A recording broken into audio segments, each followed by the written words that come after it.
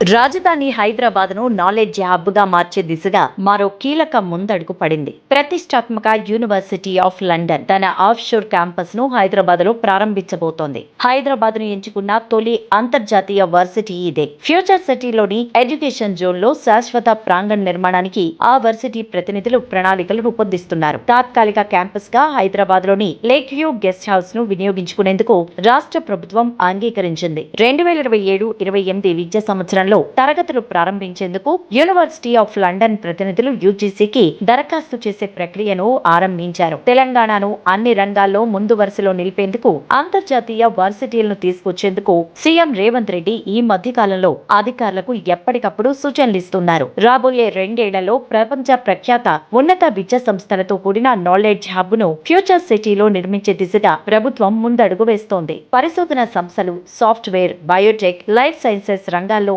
హైదరాబాద్ అగ్రస్థానంలో ఉన్నందున మరికొన్ని యూకే విశ్వవిద్యాలయాలు కూడా ఇక్కడ తమ క్యాంపస్ ను ప్రారంభించేందుకు ఆసక్తి చూపిస్తున్నట్టు సమాచారం. ఇటీవలే తమ క్యాంపస్ ను హైదరాబాద్ లో ఏర్పాటు చేసేందుకు 13 యూకే పాఠశాలల ప్రతినిధులు ఇక్కడకు వచ్చి విద్య, ఇతర శాఖల అధికారులతో సమావేశమయ్యారు.